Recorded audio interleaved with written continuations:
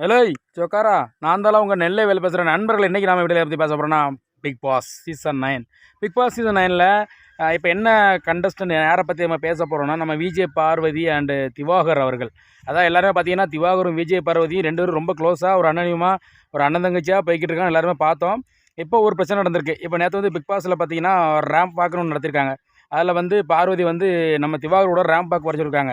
யார் வராங்க ramp walk வராங்க பார்க்கணும்னு சொல்லியிருக்காங்க. அப்போ விஜய் பார்வதி சொல்லியிருக்காங்க, நான் வந்து திவாகர் கூட வரமாட்டேன், எனக்கு ஒரு அன்இசியாக ஃபீல் ஆகுது, எனக்கு அவரோட வர பிடிக்கலன்னு சொல்லியிருக்காங்க.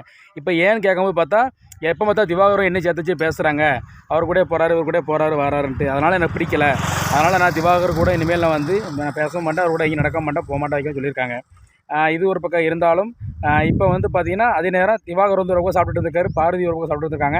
அப்போ திவாகர் வந்து பார்வதி பக்கம் சாப்பிட போகும்போது திவாகரை சொல்லியிருக்காங்க, பார்வதி என்கிட்ட சாப்பிடாங்க, எனக்கு உங்க கூட சாப்பிட பிடிக்கல அப்படின்னு அவாய்ட் பண்ணியிருக்காங்க.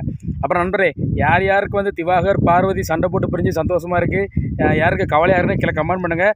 அது போக வந்து இப்போ வர்ற வாரத்தில் நாளைக்கு சண்டே ஞாயிற்றுக்கிழமை தீபாவளி எதுமாக எலிமினேஷன் இருக்கும்னு நினைக்கிறேன். அதே நேரம் தீபாவளினால எலிமினேஷன் ஒரு வேளை இல்லாமல் போகலாம். அப்படி எலிமினேஷன் தான் 3 பேரை எலிமினேஷன் பண்ணுவாங்க பிக் பாஸ்ல. யாருன்னா விஜய் பார்வதி நம்ம காத்துக்க கலை வந்து கம்பெனி யாரா மறக்காம வீடியோ பிடிச்ச லைக் பண்ண கமெண்ட் பண்ண சப்ஸ்கிரைப் பண்ணி நன்றி, வணக்கம்.